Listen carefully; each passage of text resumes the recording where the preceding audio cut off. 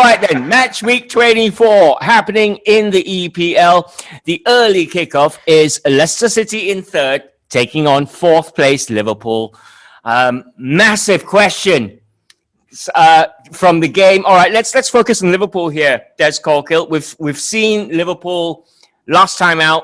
It was a painful home loss against Man City. Question here has to be: does Jurgen Klopp start one of the two centre-backs, either Kabak or Davis, to partner Fabinho? It's time to move Henderson maybe out the back four. Yeah, before anything goes, obviously there's been news about Jurgen Klopp losing his mum and not being able to get over to the funeral. And there's been a lot of criticism of Jurgen Klopp, not from Liverpool fans, it must be said, but from around the region, saying he's been testy in interviews.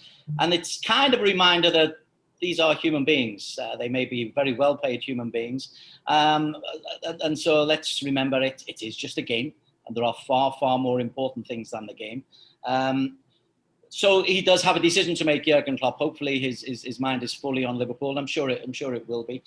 And I do hope he plays a centre-back. He's made a big play of getting the two centre-backs in. Davis, possibly more for the future than for now, but Kabak has come in highly regarded. And Liverpool have been missing the Jordan Henderson and the Fabinho bite in midfield. And the Liverpool power has been lost over a period of time. And the results have really come badly in the last 6 weeks or so. Remember, they were top of the league, but they're still in the Champions League. But if you buy somebody with international pedigree, I think you've got to trust them at some time. And this is huge for Liverpool. This is huge for Kabak. If he's up against Jamie Vardy, what an introduction! What an introduction into English football. But yeah, I would hope that he plays him. If he doesn't, I'll back him 100%.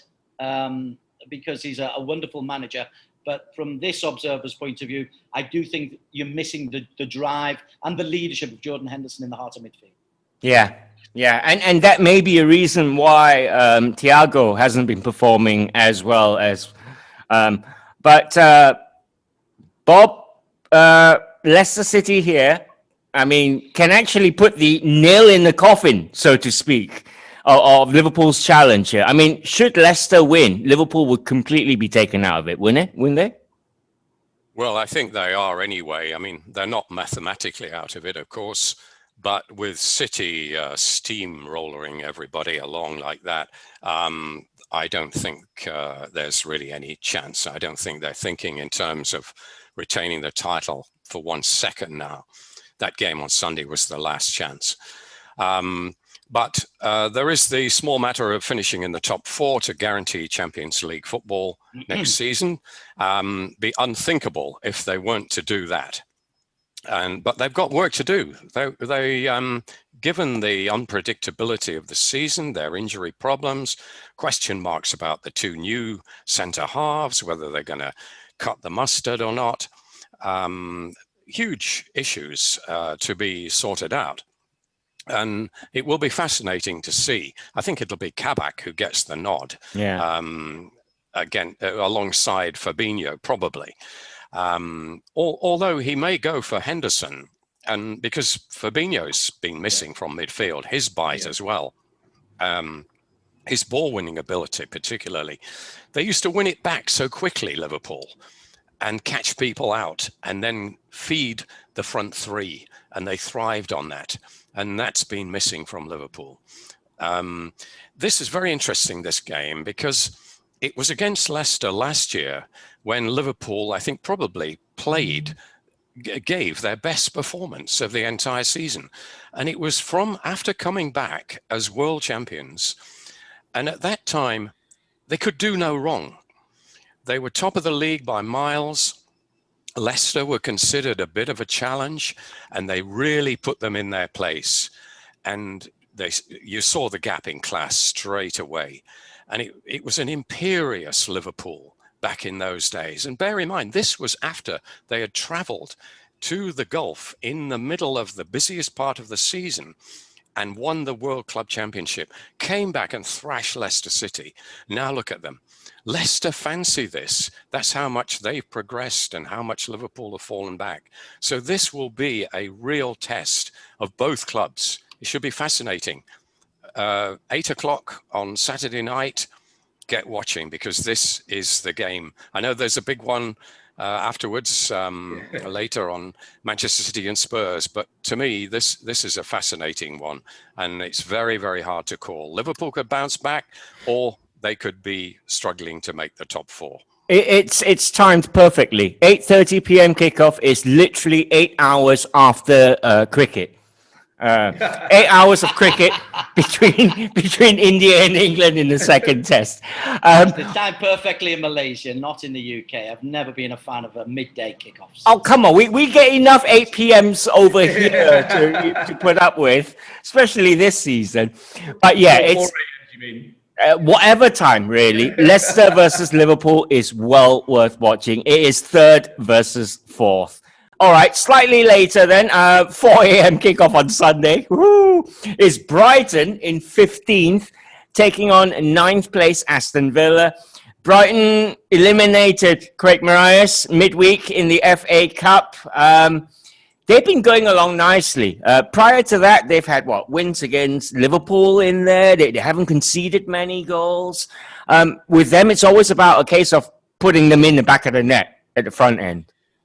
Yeah, I think Graham Potter won't look too much into that FA Cup result. I think, Premier League survival or getting up the table was more important for him, and that was very clear with his selection. Yeah, you're right with what you said, Ross. They've improved dramatically over the last few weeks. There was a danger of Brighton being one of those teams who play good football, but not quite getting the results. And, it was going that way. They were good on the eye, not effective. Yeah, I thought the defending was poor. They had a change of goalkeeper midway through the season. Maupay was in and out of the squad. They didn't really score a lot of goals. They still don't score a lot of goals. But what they're doing now is that they've toughened up at the back. I think Sanchez is actually a very good goalkeeper. Yeah. Very imposing. So it was a big risk that Potter took, replacing a seasoned international goalkeeper with a relative rookie. But it's paid off.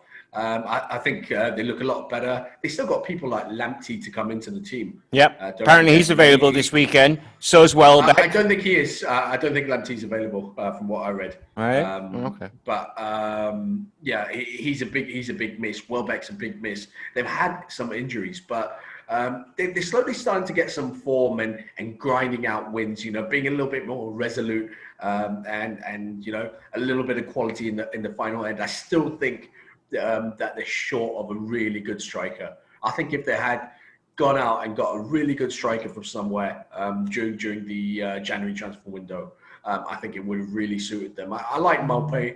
I think he does a job, but maybe he's not exactly what they're looking for.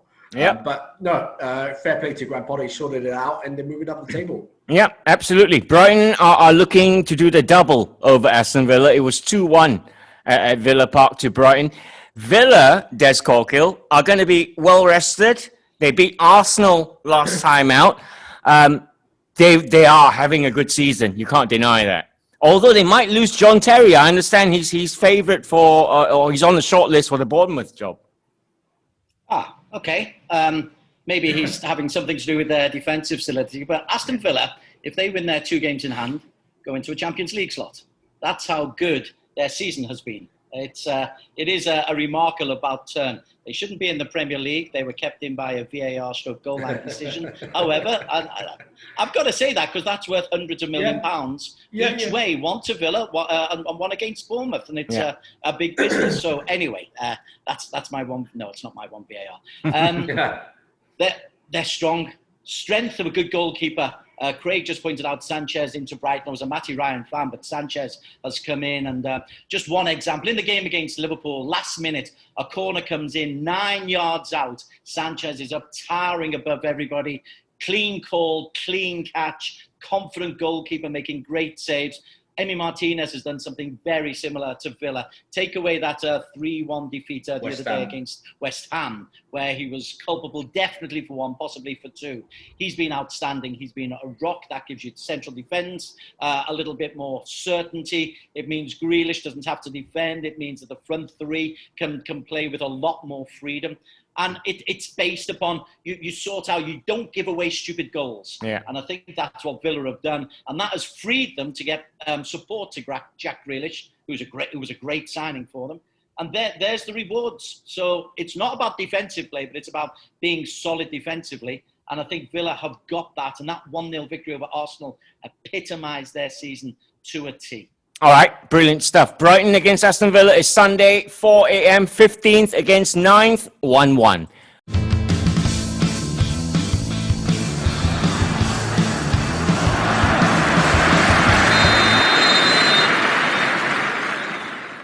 West Brom in 19th take on second place Manchester United. This one's a Sunday 10 p.m. kickoff.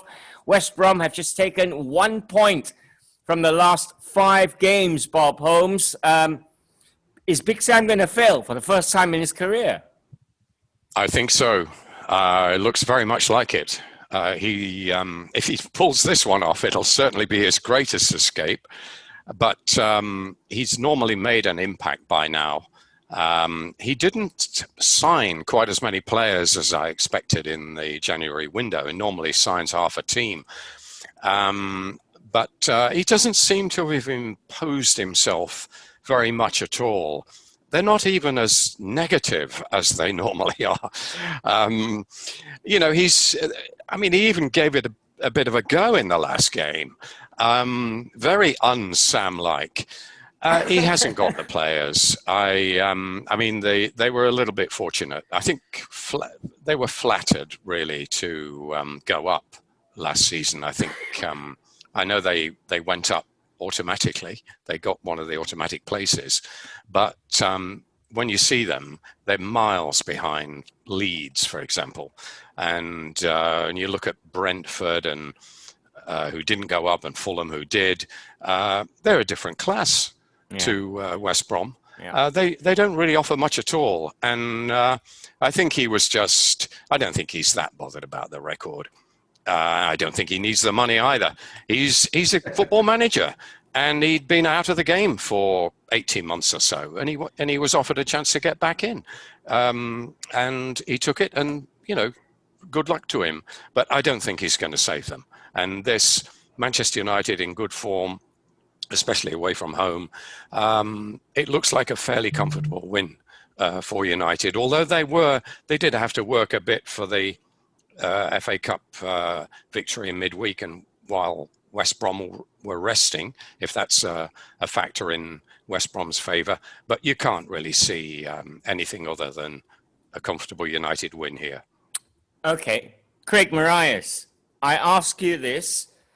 I want you to bear in mind players like Shinji Kagawa, Juan Sebastian Veron. I ask you, if you watch the West Ham game, is Donny van de Beek broken? You know, when the substitute board went up and the cameras panned to Van der Beek, did you see his face? It was a pup about to break into tears. Poor man. I mean, I know where you're coming from, but one thing I will say is that it's tough when you haven't played for a long period to suddenly get thrown into it, kind of try and find your rhythm, try and find that match fitness, try and find that sharpness. I mean, you can train all week. You can say, he trains and everything, but there's nothing quite like match sharpness. And he was clearly off the boil. I think There's talk that his teammates don't trust him. Did you read all about that? I didn't know, and I don't really believe that. Yeah, exactly. So much. Yeah. I think the main thing is that he needs the manager's trust to start playing games. The problem with Van der Beek is that he plays in exactly the same position that Bruno does. I mean, that's what Ole signed him for, to play that number 10 position. And when you have a player, as I mentioned earlier, like Bruno Fernandes, who wants to play every game, I think there have been multiple times during the season where Ole would have been like, Bruno, you're having a rest next week. And I think he would have been, of the sort that would tell the manager, look, I'm all right, I want to play. And Ole kind of gives in because he's that good. So I think that's where Van der Beek has found his opportunities limited. And it's a shame because he's a fantastic player. Now, could he have been using can Ole have been a little bit more flexible in using him in other positions? Yeah. I think so. Yeah. Because with Pogba being out now. Well, yeah, he's not an out-and-out number 10. He can play a deeper role as he's done for Ajax before. So there's not he doesn't have to play that number 10 position. So with me, I think Ole could have given him a lot more opportunities than he has had. I still think he's a fantastic player.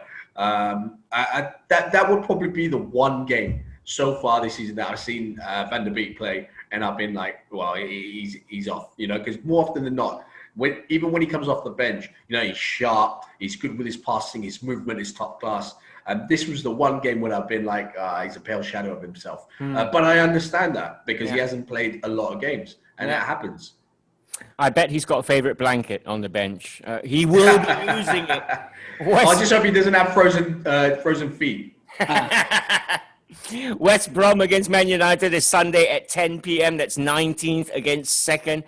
Arsenal against Leeds is 11th against 10th. This one could be a lot of fun. Monday, 12:30, this kicks off. Leeds United picked up their 10th victory of the season on Monday when they defeated Crystal Palace.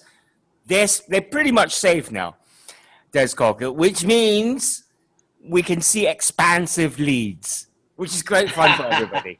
I don't think it's any different from anything else that Bielsa has. He goes out minute by minute. That was a really good victory against Crystal Palace, who can be horrible. The early goal from Harrison, who I'm liking more and more, really helps. And an early goal in the second half as well, as they took the game to dour Crystal Palace once again. Yeah, they're great fun. They've been a real asset. I think Bob was saying last week it is so strange for people of our generation to actually look on a Leeds team and admire them. But we like this Leeds team. We're going to have to call them dirty old Leeds with a new revamp under Bielsa. But you watch. As soon as Bielsa goes, they'll go back to their horrible ways. But at the moment, let's enjoy it. It's great fun. I'm delighted that they are playing well. You know my attitude. Are they worth getting up in the middle of the night to pay your subscription for? The answer is yes, yes, yes, every single time for Leeds United. So I'm very much looking forward to seeing them playing their way and have a couple more 9-goal thrillers between now and the end of the season. #love Leeds. That's what I say. No. Arsenal, I don't know. This is the new Leeds. Arsenal in 11th. Their season's pretty much a write-off.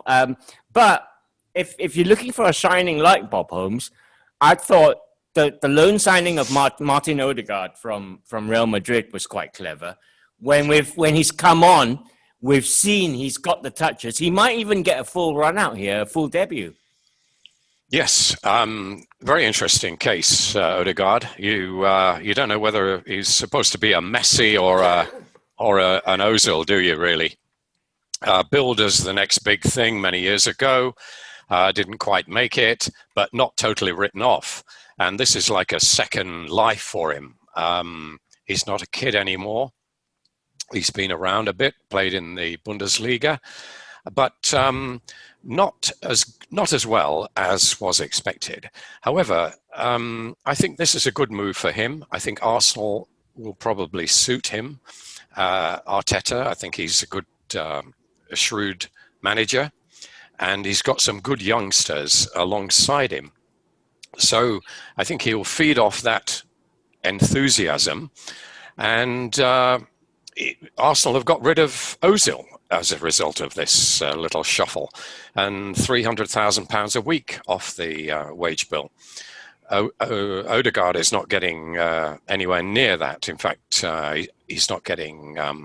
In fact, Arsenal are not even paying his full salary, I believe. They're paying only a chunk of it. But yes, it will be fascinating to see what he's like starting. He's had a couple of run-outs as a sub. But the only thing that concerns me is that Emile Smith-Rowe, who's been a revelation, might have to give way to him. I hope not on a long-term basis, perhaps on an occasional basis to give him a rest. But he's been great. And I just hope that the bigger name foreign player doesn't sort of muscle out the young local lad. I hope that's not the case here. And another guy who may suffer a little bit is Saka, who's been fantastic. Yeah. Probably their player of the year, almost certainly their player of the year so far. But he may be shunted back to left back, which I think cramps his style for obvious reasons. But I think he's better given a free rein to attack. And because Tierney is not fit yet to resume, and that's the reason he may have to play left back. But I think that should be avoided at all costs, because Saka has won his place in the England side deservedly, and he's got a great understanding with Smith Rowe. So I think to upset that for any reason at all would be a mistake. So, but anyway, Odegaard, yeah, it'll be very interesting to see. And this is a good footballing test here. Leeds are a footballing side, and they give the opposition a chance. So we'll see what Arsenal are made of at this tie. All right, Bernd Leno's served his suspension, so he's available for Arsenal between the sticks. Calvin Phillips apparently might be a doubt for Leeds United. He limped off in the last game, so we'll check on that. That one is a Monday, midnight kickoff, Arsenal against Leeds United.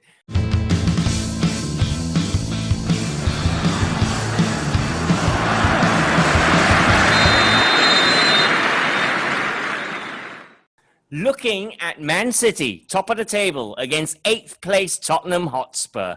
Sunday, 1:30. If you need spoilers, Des Corkill, they don't come bigger than José Mourinho. If you want records to fall, Des Corkill, 15-match unbeaten, straight winning record. The person to probably do it is José Mourinho, Des Corkill. Yes. I was thinking exactly that when I got the rundown for this.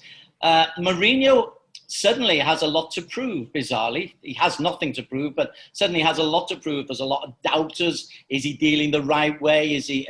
What's gone wrong with Tottenham, who, remember, were near the top of the table when they went to Anfield at the end of November, I think it was.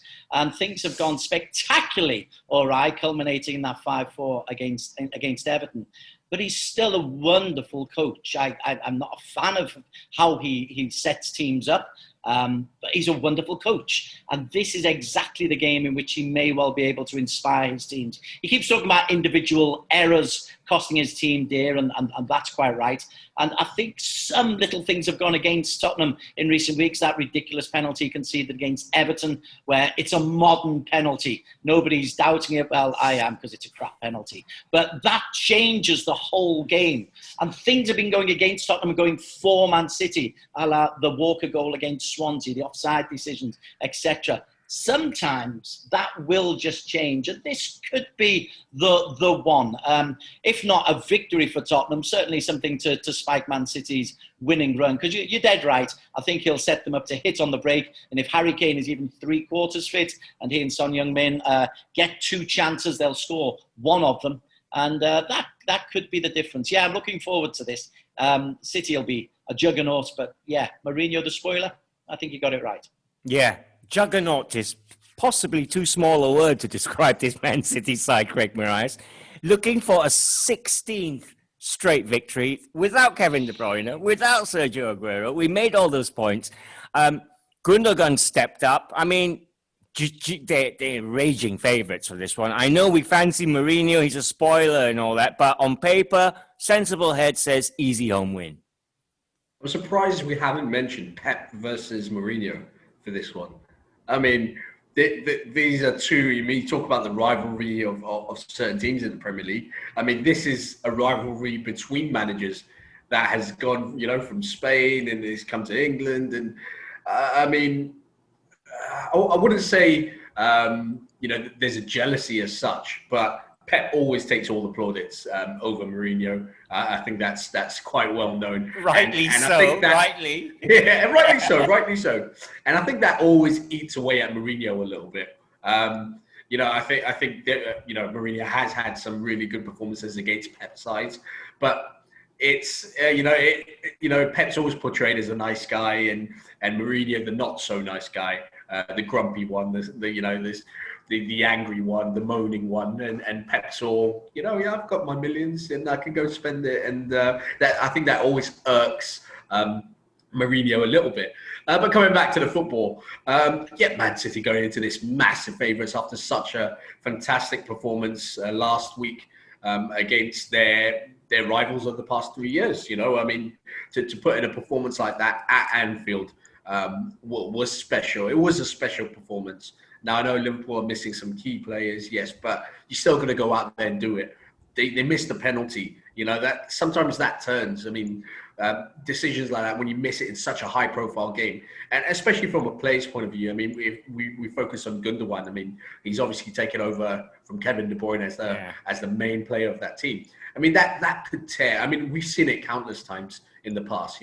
Missing a penalty in a game of that magnitude, can really eat at the player and affect his confidence. He just goes on and scores 2 goals to make up for it. It was so good. It didn't stop it didn't change his mindset, and it was fantastic to watch. It was such a joy. But I agree with Des. I think at certain times Mourinho has been unlucky this season.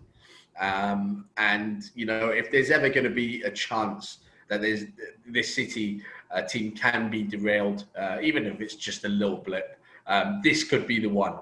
I thought Liverpool might be able to do it last week, just to make it a little bit more interesting. Even a draw, I fancied them for a draw. But if Spurs can get something from this, it just gives the rest of the league, that little bit of hope and a little bit more exciting. So I'm going to go for an upset here.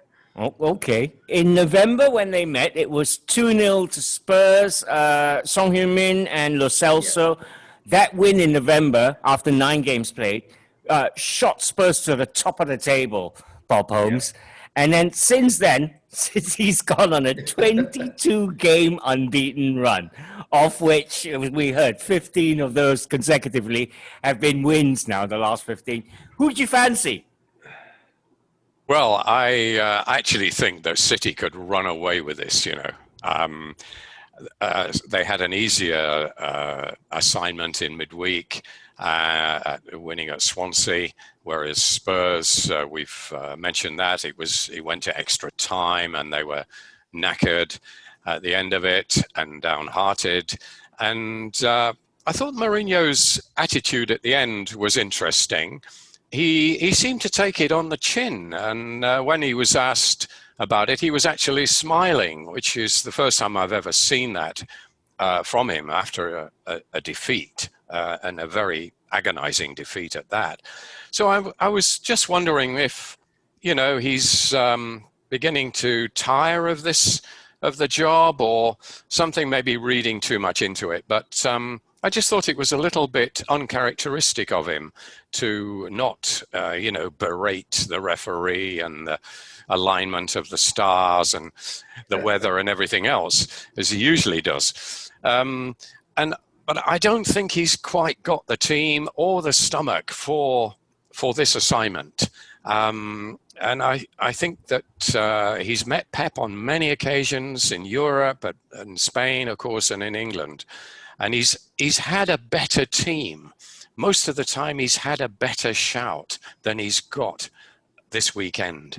He's got a team that is not really playing that well, although they did play reasonably well in patches against Everton, to be fair.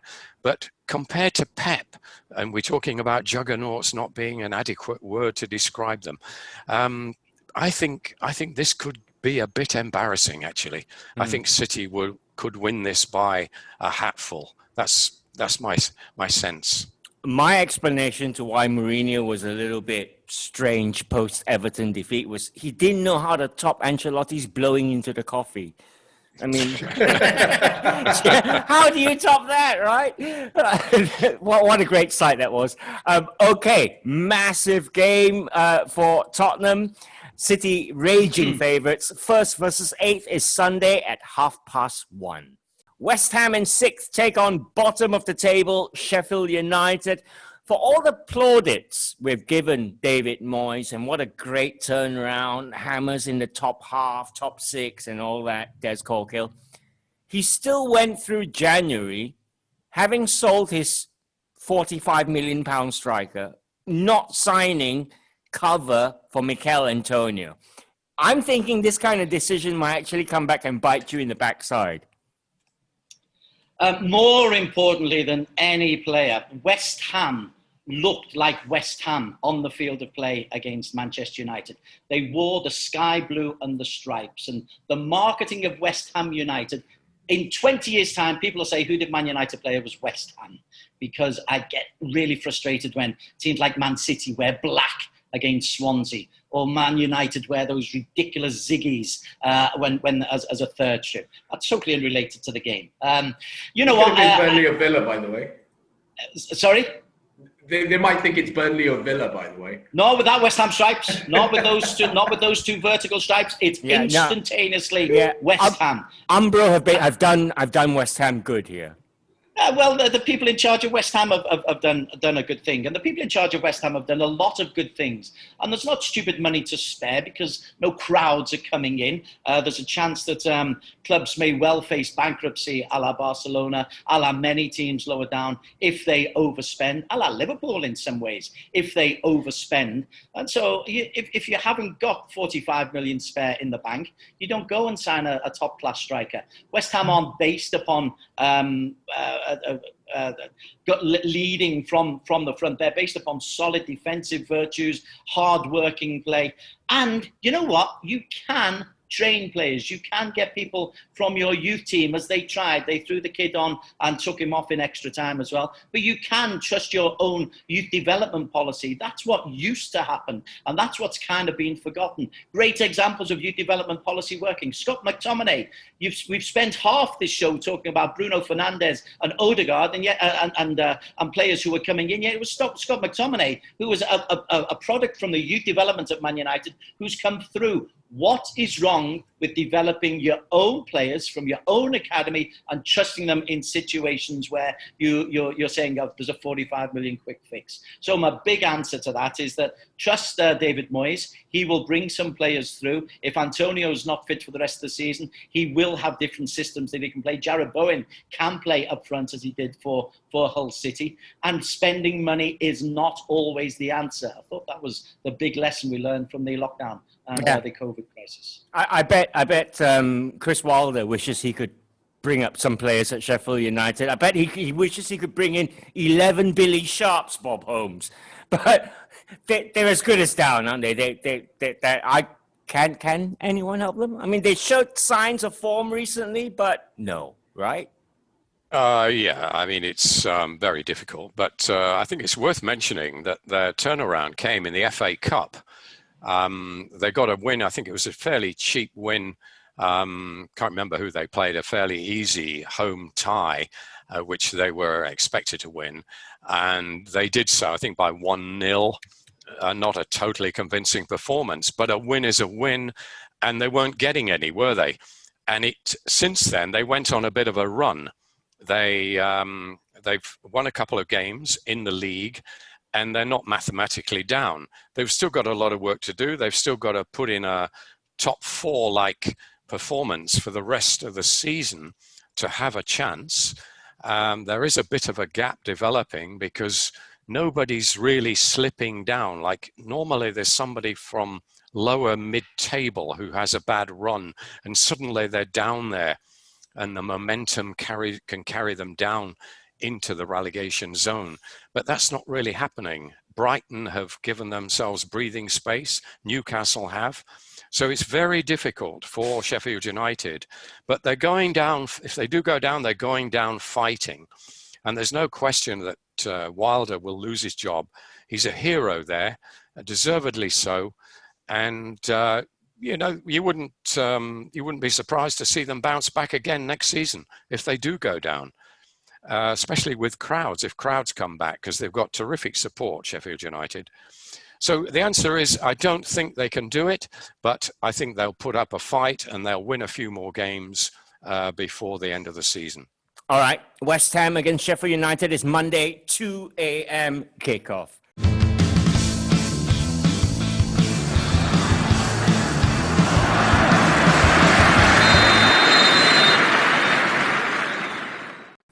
Southampton in 12th against Wolverhampton Wanderers in 14th. It's a Sunday 8 p.m. kickoff.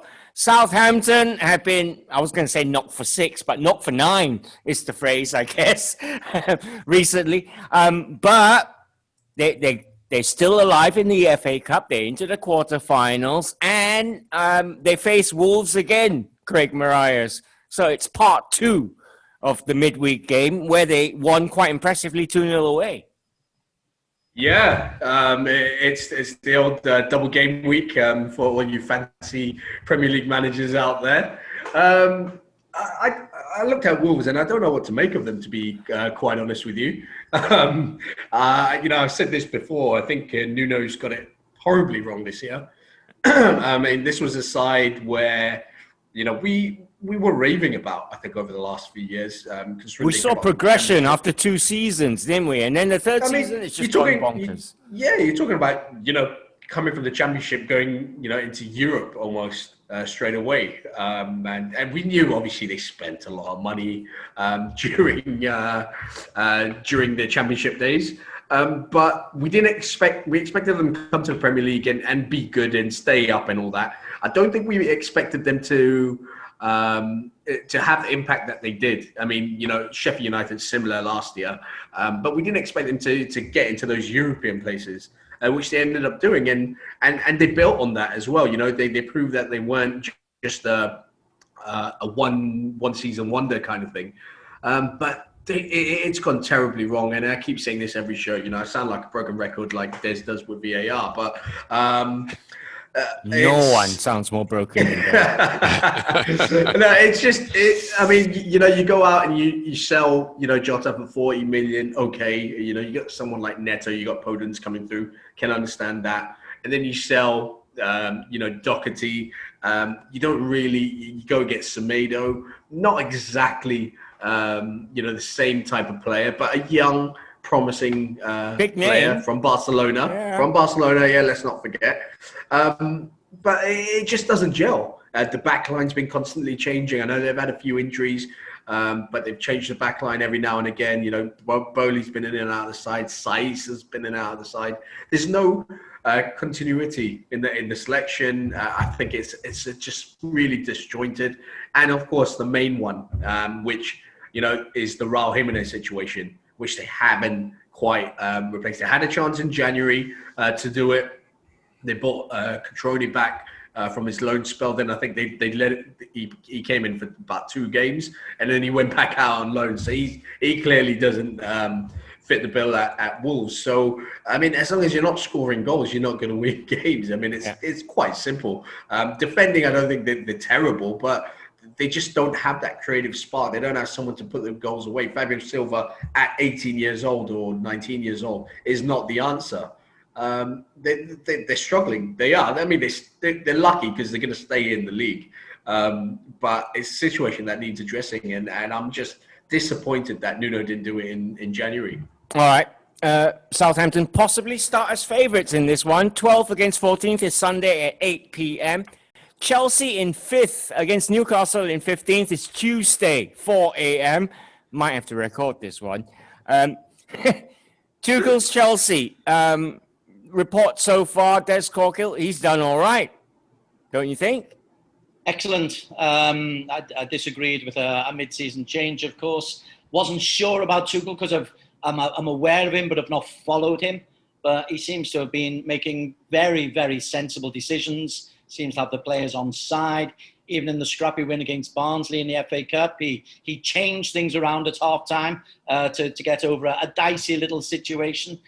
He seems to be saying the right things about Timo Werner. It's no love lost. It's just a case of get on with it. I've got other players who can take your place. I thought he was going to ostracize the Mason Mounts, but he doesn't. He's brought them back in. So far, so good. It's an A+ in his first 4 or 5 games for Chelsea. And it seems he does bring a genuine international recognition to a genuinely strong group of Chelsea players. They are, make no doubts about this, right in the mix, not only for a top 4 place, but for a top 2 place. I said that at the start of the season, such as the strength of their squad, that they should be competing at the very, very top. And I think Thomas Tuchel, much as I morally go against mid-season changes, not morally, but you know what I mean. I go against mid-season changes. I think it will be very, very good for him. It won't last. He'll be gone in 3 years or so because he'll lose a game or 2 on the trot.